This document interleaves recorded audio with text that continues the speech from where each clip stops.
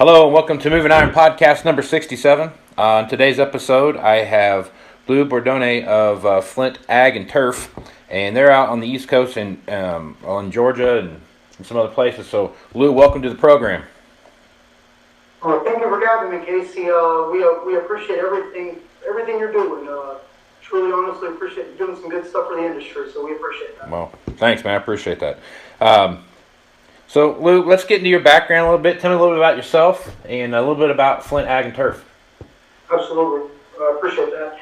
So my name is Lou Bordoni. I'm the equipment marketing and export manager at Flint Ag and Turf. We're an 8-store dealer group down in southwest Georgia, based out of Leesburg, Georgia. So a little bit of background about me. I'm actually from Argentina. Been in the States for north of 30 years, but my family farms in Argentina, 1,000-acre row crop operation around the Córdoba area. And so as far as my background, I studied agricultural engineering at the University of Georgia. I did an internship with Deere. I've been a John Deere nut from birth. That's all I've ever wanted to do. So I interned with John Deere in Augusta through college. When I got out of school, I worked for Kelly Manufacturing Company, a small manufacturing company there in Tifton, Georgia, as a design engineer. So mostly designing deep tillage equipment, subsoilers, and equipment like that. Did that for about 2 years. Left KMC and came to work for Flint. And about 14 years ago. And so I've been with Flint for about 14 years. So I started off with Flint as a design engineer, as a product engineer for our power systems division. So Flint is also an engine distributor. We cover the southeastern U.S. for John Deere engines. So I worked as a design product engineer for about 2 years. And then I got a really good opportunity to move into the sales side of things. So I was relocated down to Miami, Florida, and I covered I was regional sales manager for Flint Power Systems for South Florida, the Caribbean, parts of Latin America. So I had a blast. I did that for about 12 years and really enjoyed that. About 18 months, a year and a half ago now, I got an opportunity to move back to Georgia, relocated back to Atlanta, and moved into this position of equipment marketing and export manager. So, we at Flint a little bit differently as far as used equipment. We break up the responsibilities between two individuals. So it's myself and my counterpart, Eddie Claxton. So we work together as far as some of the different responsibilities, as far as the equipment coming in and the trade numbers, and then the marketing and advertising and sales aspect of it. So it works out really well that way. It's been a work in progress, but it's definitely I think works well. A little bit about Flint. So Flint is part of Flint Ag and Turf is part of a bigger holding company. We're Flint Holdings, which we're kind of a unique organization in that we've got the 3 product divisions of John Deere under one umbrella. So we've got the Ag and Turf product line, we've got the construction and forestry, and then we've got the power systems under one ownership. So we've got about 17 construction and forestry branches. We've got 8 Ag and Turf, and then, like I said before, we have the power systems or John Deere engine distribution for the southeastern U.S. and the Caribbean region. It's kind of a neat arrangement. I mean, it's really interesting as far as a product support and service standpoint. I mean, where we may not have little pockets of lack of support for engines, we've got construction dealerships that can kind of back us up a little bit. So it allows us to do a real good job for the brand. Mm-hmm.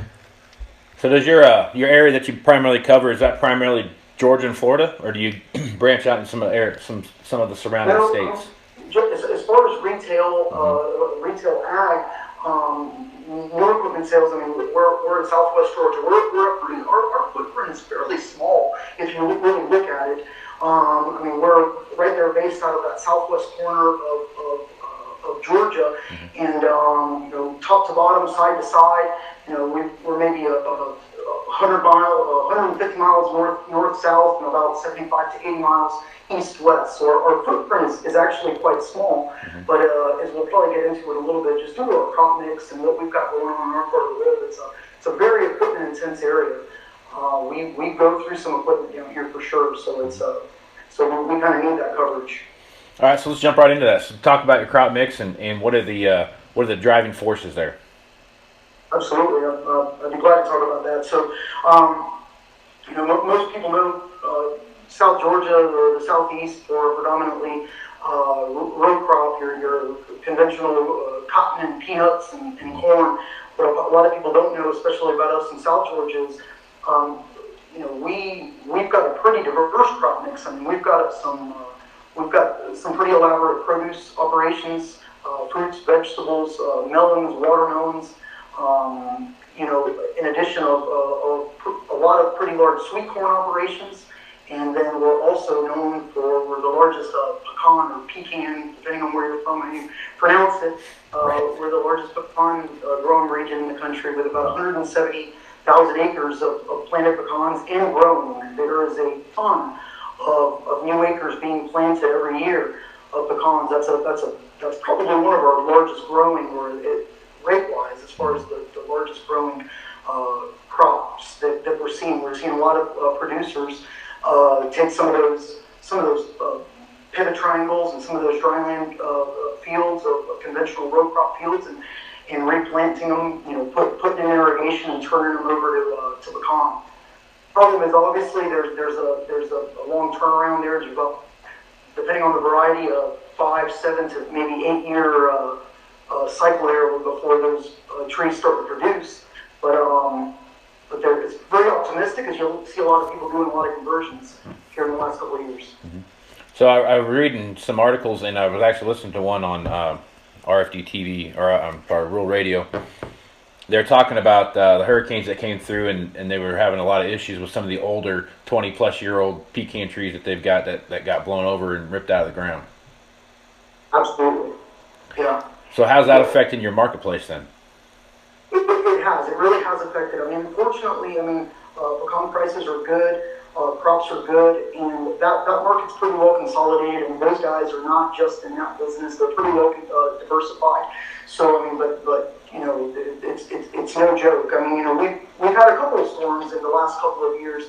The one in this past year really hurt that market, and that has a lot to do with why there's a lot of new acres and replanted acres. But those guys definitely took it in the chin.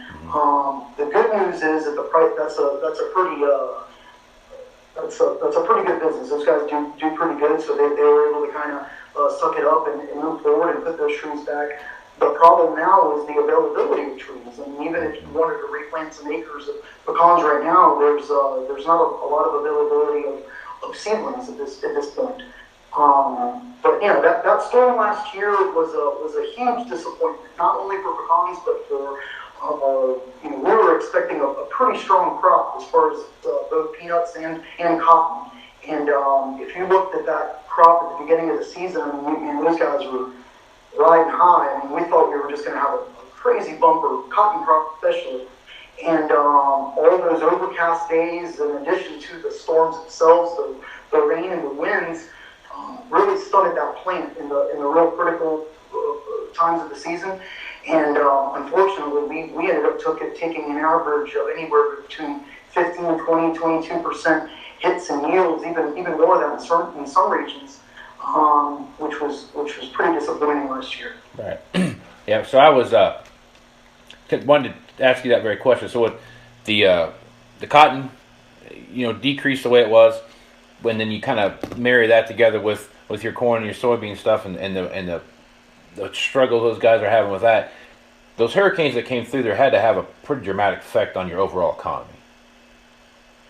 They did. I mean, they definitely did. It was disappointing. I mean, the last couple of years, last year was a rough weather year, but for the most part, our guys are on the upswing. I mean, we're seeing a lot of optimism. I mean, cotton prices are doing pretty good.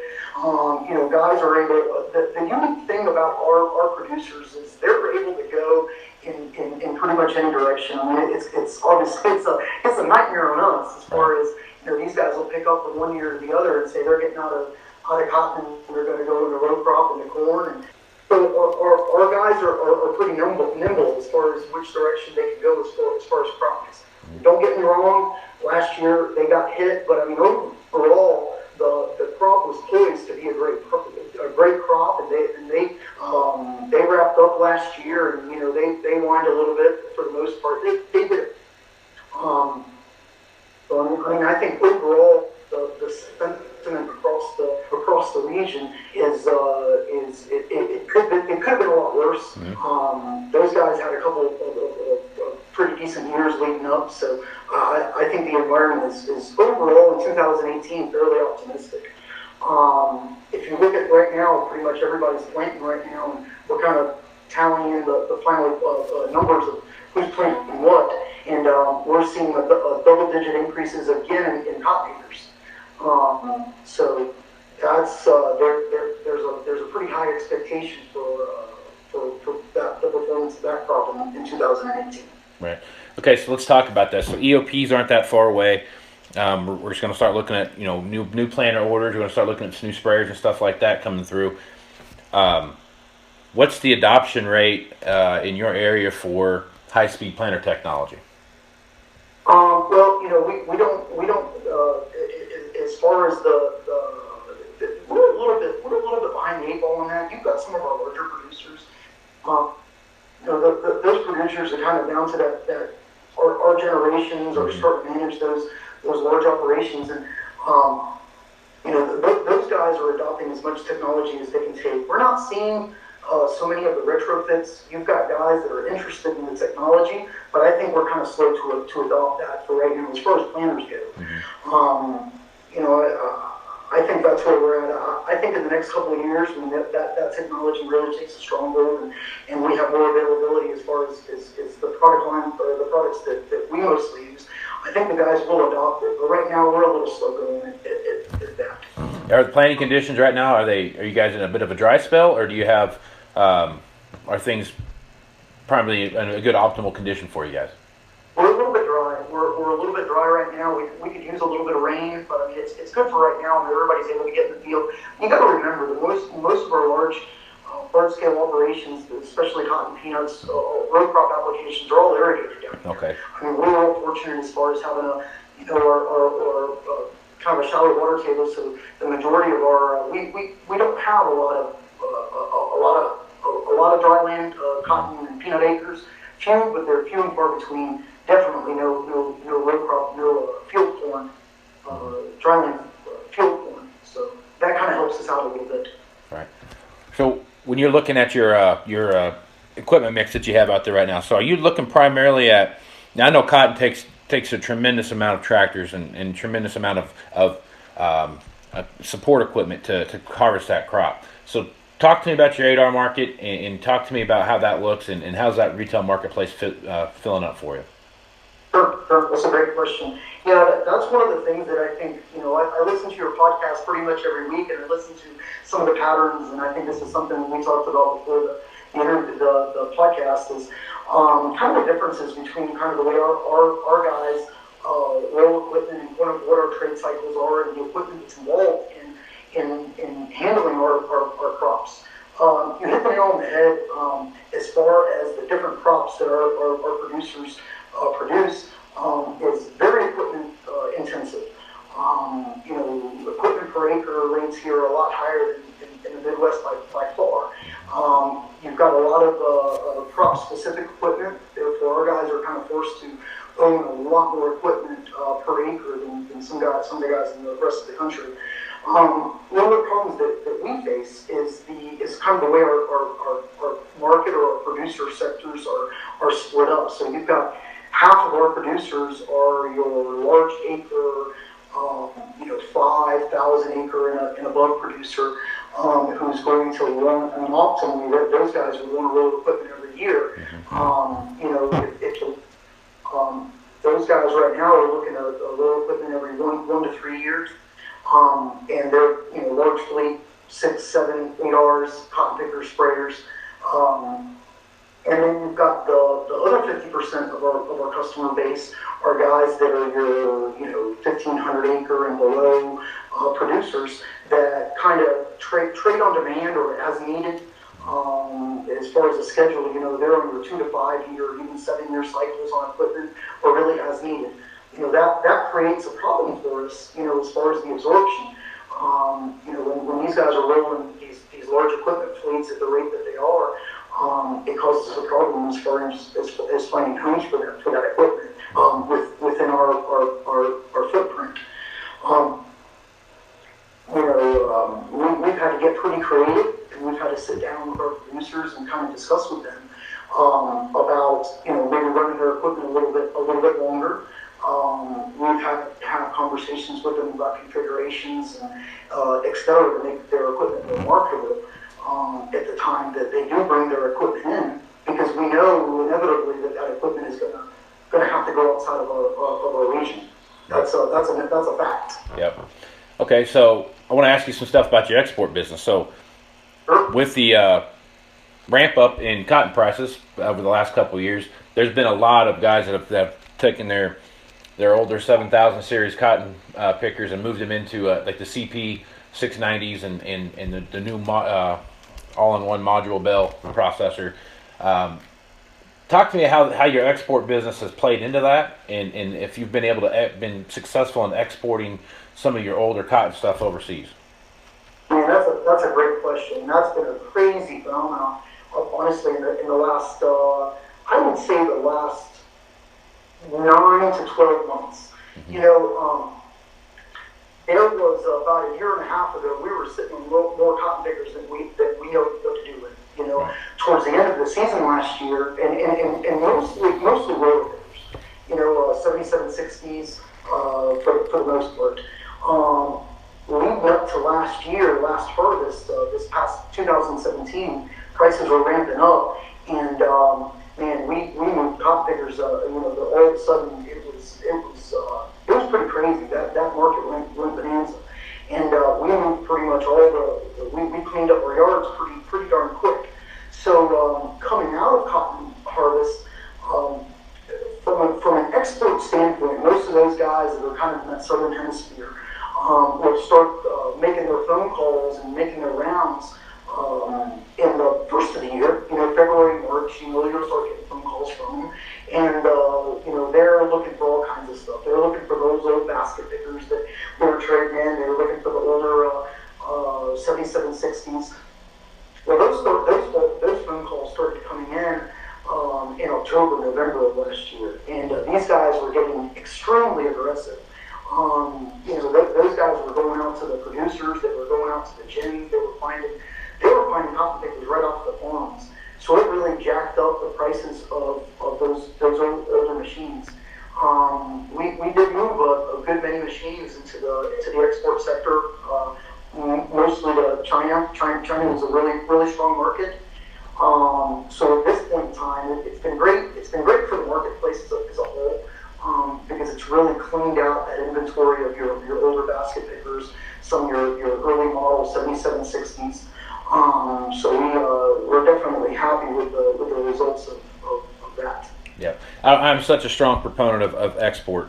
Anytime that you can get ag equipment dealers to focus on exporting and have that internal avenue to export, it's so important, because like you said, that's a great example with that, the cotton side of the business. Had you not been able to get rid of those older 7760s basket pickers, the module processor, the module builders, and all the stuff that went along with that, you'd have an incredibly hard time going out and trying to sell a whole bunch of brand new CP series cotton pickers. So it played such a vital role in that, and I think it's the same way across the board, whether you're talking combines or tractors or sprayers or planters or whatever it is. That export side of the business, it needs to have attention paid to it. Yeah, it's something that puts the ball in your court. I mean, if you can go out and think, it's going to make sense for you. I mean, the numbers have to make sense, because the export side of the business is no joke. I mean, it's very labor intensive. You've got to know what you're doing. There's a lot of exposure there. As a dealer, you've got to kind of decide, how far into it you are willing to get. Right. Are you just going to be dealing with brokers, or are you going to go ahead and manage the whole thing, across the pond? We had a really great session about this in the last dealer mine summit out in Nebraska this past fall, where we sat down with a bunch of dealers and kind of exchanging ideas about how different dealers manage that side of their business. It can be very lucrative, but it can be something that can be very expensive. You got to be real picky about what equipment you're moving out and who you're dealing with, and make sure that you're set up for it. Fortunately, we've been doing enough of it that, and we do most of it out of one of our locations, where we have a crew there that's got a lot of experience in how the cotton pickers to be torn down and how it's to be packaged and palletized and cleaned. We're real lucky that we've got some outfits that we deal with as far as doing all that preparation. So, but it's not for everyone.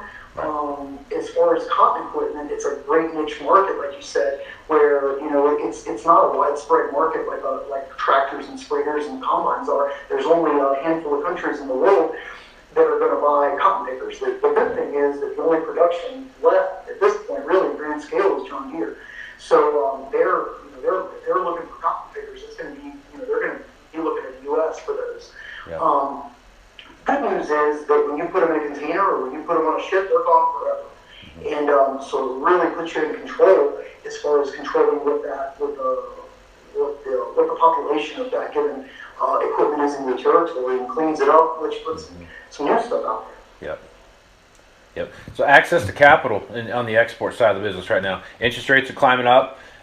There's been a lot of calamities all over the place. Whether there be some crashing of economies and those kind of things. So talk to me about what the overall, in your experience, what the overall world economy, I guess, in the export business is looking like right now. It's all over the place. It really is. We've had some sweet and sour situations in the last year as far as some of the deals that we were working. I think that right now it's more crop driven. Again, we more than exclusively, as far from the export side, cotton pickers is by far the thing that we most export. So I think that they're watching, world prices of cotton and production prices, and those guys are optimistic. So you've got your guys in Australia, you've got your guys in Brazil, you've got your guys certain parts of Europe, and they're looking up. I think that the biggest thing is that those guys are in areas that are very productive, and they have no option. They've got the fine machines to harvest that crop, and it's a supply and demand thing. We get a lot more phone calls on equipment than the orders that we can fill right now. And it's no secret. Everybody pretty much knows that's in those pockets, in the U.S. that has that equipment. And we all talk to each other, so we all kind of know what the environment is. And but for the most part, I don't know that it's so much driven on their economic situation. I think it's more than anything of they need the machines to harvest that crop, and this is where they come to get them. And if availability is down and demand is up, kind of name your price. So that's kind of the way it works. Yeah. Okay. So one thing I want to go back to, and I found this is why I love doing this podcast, because you always find out something about somebody that you wouldn't have guessed unless you were interviewing them about it. So talk to me about your family farm back in Argentina. That's a pretty unique thing there. Yeah. So most Italians that migrated to Argentina, our family migrated from Italy in the turn of the century. And, you get your 40 acres in a Deutz. So we started farming turn of the century and started picking up some acreage. And we right now we farm about 1,000 acres in that Santa Fe, Cordova area of Argentina. It's pretty comparable to the Midwest. Flat, black dirt, all dry land, very moderate climate, average rainfall. We took a beating this year, though, I'll tell you what. I think all you guys kind of saw in the last reports that came in the last month. We had a terrible, terrible drought. I was actually there about a month ago helping my family during harvest season. It was terrible. It was really devastating to see what should have been an unbelievable soybean crop. You'd go across the field and you'd see these plants that were just loaded. And when you go in to kind of shuck them out, it looked like you were harvesting lentils. So that they were saying, when we started shelling right when I was leaving. And the little bit that we did, we were 30 to 40% off of what we were expecting. Oh wow! So it's pretty devastating. But Yeah. Argentina's a pretty interesting place. I mean, people don't know that it's still top 10 soybean producing countries in the world. So when things don't go well, it really affects the global market. Right. Yeah.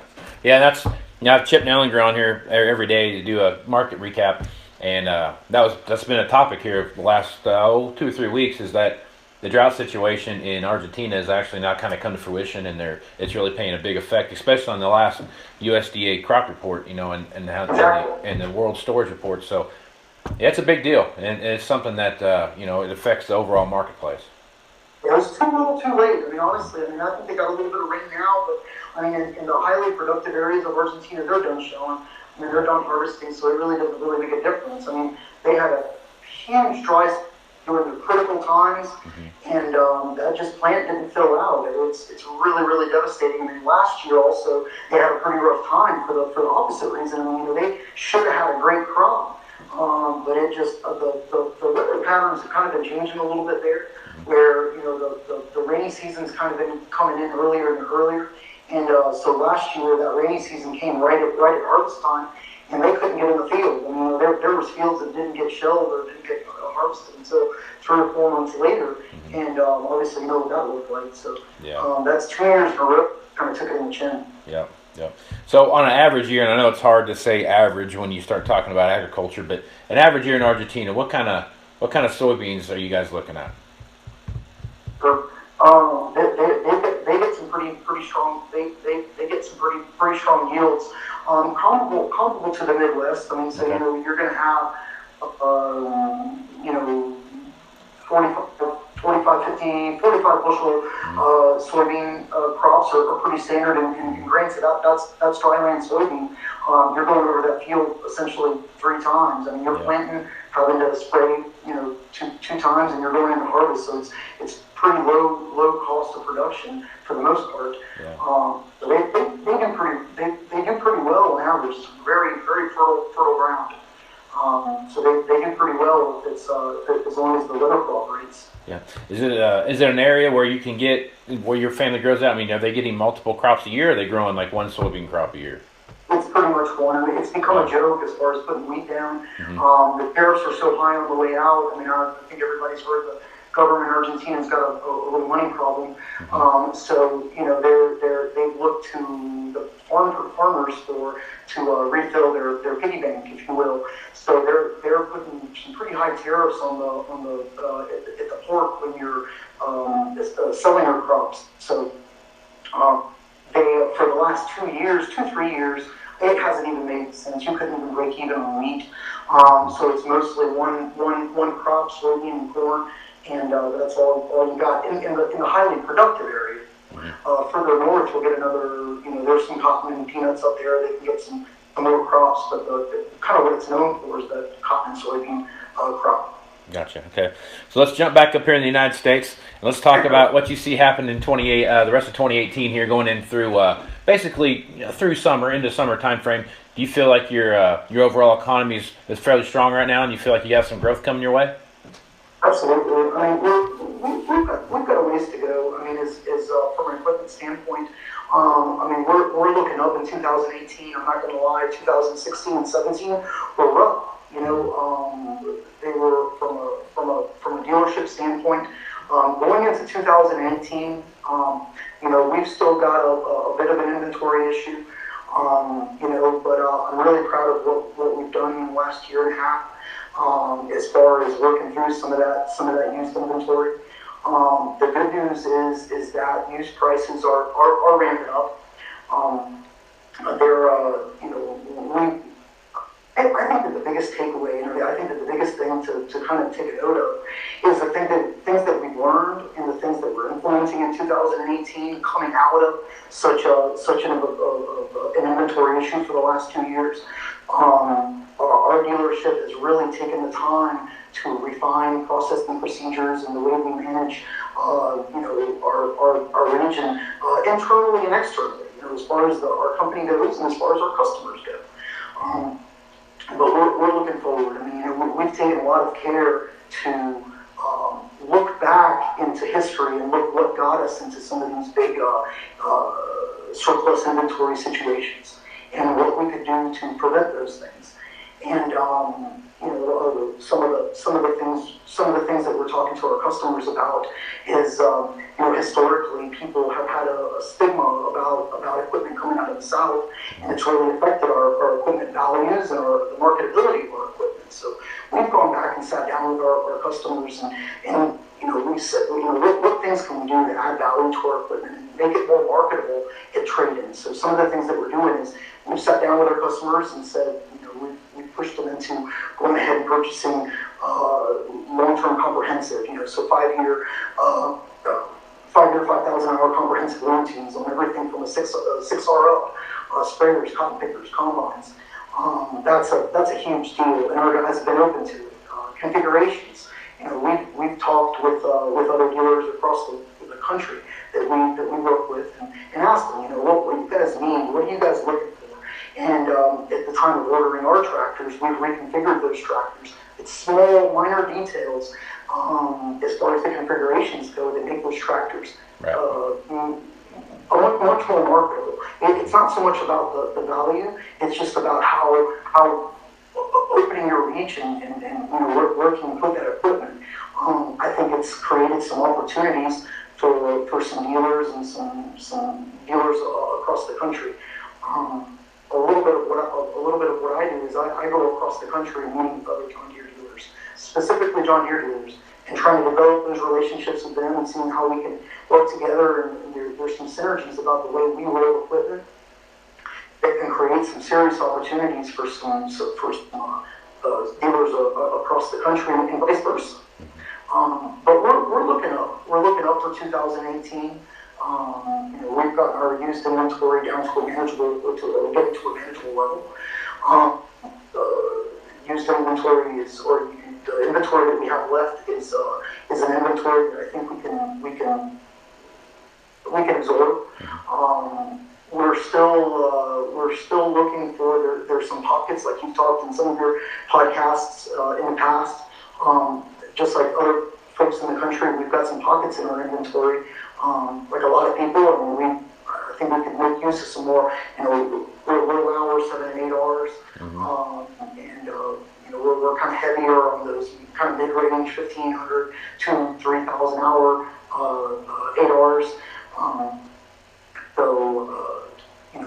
That's kind of where we're at. But I mean, we're definitely looking up in 2018. Yeah, and I would agree with everything you're saying there. I mean, I think there are some great opportunities coming in 2018. I've said it a couple times where I think that guys are buying equipment now, not necessarily because they have, or not because they want to, but because they have to. And they've hit that point of a reconditioning thing, or the hours are significantly higher than they feel comfortable with. There's some pent up buying demand out there, and we're gonna get these machines washed out and pushed out into a different thing. Now, on the flip side of that, how are you handling? Like you said, you had some higher hour machines right now. How are you handling those? Because I'm seeing right now, like I look at the machines that come across my desk and the machines that I'm valuing, and they're higher. They have a lot more hours per year use than I've seen in a long time. And it's getting harder to find, that place where you're going to go with that higher hour at 8R now. You know what I mean? And but it's also, you're looking at some 2012 machines, and if those are almost 7-year-old machines, and what are you going to do with those 4,000 and 5,000 hour machines? How are you focusing on those, and kind of what is your kind of history been with machines like that? Sure. That's a great question. It's a conundrum. I mean, there's no lie. I mean, we definitely do have. We've got some guys in the area that know what kind of equipment we produce. I mean, so they're coming down and they're looking for it. But it's definitely a challenge. I think there's a couple things that we're doing. I mean, I think number one is sitting down with our sales guys.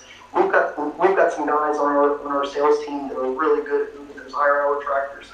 They know how to identify that customer base, and they know those guys that we have that 7,000 hour tractor, or that older tractor where they can move them up and trade them out of that tractor. And it takes, that's not a customer that you're going to maybe interface with on a regular basis. But we've got some real sharp guys that when you sit down and tell them, hey, listen, it's not just about selling, we're making retail sales. It's about keeping your inventory fresh and going out there and looking for those guys. And it's a boots on the ground. That doesn't happen in the office. I mean, you got to go call on those guys, and you got to find those one by one. The other thing is that we've broken back up the Rolodex of those guys out throughout the country that are looking historically have looked for those higher hour tractors. And complementary that's a different kind of sales, and that's kind of forced us to do a different kind of take things. It's forced us to look at the way we handle our equipment at the time of trade a little bit differently. That goes back to the processes. We've gotten a lot stricter about evaluating equipment pre-trade. About as soon as a piece of equipment comes in. I listened to your podcast last week. It was very good about your kind of your post-trade process and inspections. We've got a lot stricter about that, and we've got a lot more as far as we put a designation on a piece of equipment. We call it kind of a disposition code, and we kind of predict where it is that we're going to go with a piece of equipment. And depending on where we're going to go with a piece of equipment, it determines what we do. I mean, so is that a tractor that most likely is going to be surplus and is going to be moved out to another dealer? Most dealers are not going to care too much about recon. They're going to want transparency. So I mean, they're going to want the best inspection they can. They want the story. They want possibly they want to get in touch with the previous owner. So I mean, they want full transparency, and we're more than open to providing that. A retail tractor, the name of the game there is get it back on the front line as quickly as possible, clean it up, get it inspected, do what you called your A items. Go ahead and knock those out. Go ahead and service the tractor. If there's a taillight busted, and you got to kind of think forward and see who your customer is and what are his expectations. No two tractors are created equally. Right. Not even two tractors that are spec'd out and have the same hours. It's about knowing, in my opinion, it's about knowing what you can absorb of a given product category and acting accordingly. Yeah. So that's a little thing of what we're doing. But listen, with all that said and all that done, you may think you got it figured out, but you still look back and you say, man, I'm about to have another 3 to 5 of this tractor that I still can't move. Right. So it's I don't think anybody's got a silver bullet there. So it just takes a lot of work. God, no. I wish someone would come up with a silver bullet and make it so much easier. Send me one. Send me a When you have local auctions, let's talk about that a little bit. I don't know how active you guys are in the auction market right now, but talk about the local auction market you see right now and kind of give me the vibe you're getting out of the auctions you see around you. Sure. That's a great question. So we're lucky in the sense that we have some pretty strong auction companies down in our part of the world that we work extremely closely with. The elephant in the room is obviously what the conversation we were having before about trying the biggest problem that we have is absorption. So the conversations that we're having with our auction companies and the auctions that happen in our part of the world are listen, it's a gentleman's agreement. But, let's try to do everything we can about moving this stuff out of the area. Because again, it's strangling us. Oh, yeah. But I mean, we're pretty lucky in the sense that we've got some really great people to work with, and we've got some great outfits in the region that work with us. We kind of sit down and talk about the equipment that we need to move, and the type of equipment that we need to move, and kind of what our current product mixes are and inventory mixes are, and kind of the best strategy. As far as the pricing goes, I think we're seeing the same thing that you've been seeing, maybe not to the magnitude of, as far as auction values and auction results. They're on the upswing. I mean, we're not seeing the crazy numbers like you guys are seeing that you've been talking about in the last couple of weeks, but they're definitely on the uptick. Yeah. Now, I think the auction market has been as strong now as it's ever been, but I think it all goes back to the on-farm auction is what's driving that. I watch consignment sales all the time, and I'm not seeing anything crazy happen there. It's when they stand behind, they got Farmer Joe over here, and you look at his pristine place he has, and he's got, you can eat off the floor and everything else. They paint that picture of, hey, this machine's been really super taken care of, and it's over the top awesome, and this, that, and the other thing. That's what's driving that, I can comment on that. I think the thing to keep in mind in our part of the world is that, we kind of went through the consolidations maybe a little bit quicker or sooner than some of the rest of the country. So, as far as the family farmers got out of business and those retirement sales are kind of few and far between in our part of the world. You're not seeing way too much of that, and we did have one not too long ago, and it was a huge deal. And I think we saw that this was a regarded family in the area. They had some equipment in there that got numbers that, man, I wish we could have. Exactly. And, Yeah. It's that. I think it's the environment, and I think it's that community. I think farmers are farmers. It doesn't matter where you are in the world, and I think they look out for each other. And I think they're very regional, and I think that they know what's happening before the auction brochures go out. So most of that equipment, we had a cotton picker. We had a cotton picker on that sale. 7760 coming in much higher prices than what we've been retailing in the last 6 months. Yeah. And I'm okay with that. Good for him. I mean, he's getting out. Let him go out with a bang. We do this for a living. We'll make it up. Yep. We'll just do that too much. Yeah. And I think that's what it comes down to. The good thing about those retirement sales, I think everybody understands that it's a retirement sale, and it's a different, it's like the Super Bowl of auctions. There's always a hype, and there's always something that goes along with it. Whereas, the local consignment sales that you see, they're just an everyday event. Guys have stuff in there, and sometimes they have a piece on there that goes higher than normal. I was at one where they had some dispersals at a normal consignment sale arena that they normally a bi-monthly or monthly auction that they have, and they had some machines in there that were dispersals. The guys were retiring or whatever the situation was, and the machines brought fairly decent money. But I think a lot of, again, going back to my previous statement, they were low-hour units, so they needed to get their 5,000 hour something or 4,000 hour something and trade it into a 1,500 hour something. And that was where that's coming from. So, the auction market's the auction market, is what it is, but it is the barometer of the area. And if you start having low auction values, it's the canary in the coal mine that something bad's coming down the way. Absolutely. All right, man. So, well, Lou, I think we've covered it here, man. I really appreciate you being on the podcast, and I really appreciate you listening to the podcast. So, if you have any final words before we shut it down? No. We really appreciate this every week. We listen to it every week. We appreciate what you're doing, and we're here to help. If anybody wants to reach out to us or want to work with this is a small region, and it gets smaller every day. So it's important to stay connected for sure. Great. Well, if guys want to get in contact with you, how would they do that? So www.flintequipco.com is where you'll find our dealership. I'm in Bordoni at flintequipco.com. Cell phone number 954-815-7981. All right, that sounds good. All right. Well, Lou, I appreciate you being on the podcast. That's going to do it for this edition of the Moving Iron Podcast. If you want to continue these conversations, you can hit me up on Facebook, Twitter, or Instagram at Moving Iron LLC. You can also go to movingironllc.com, where you can find past and present episodes of the Moving Iron Podcast, blog articles, and information about the Moving Iron Summit in October in Las Vegas, Nevada. Hey, let me say. Go ahead. Now let's go. Okay. Let's go move some iron, man. All right, Lou, appreciate you being on, and we'll catch you next time, man. Thanks a lot. Thank you.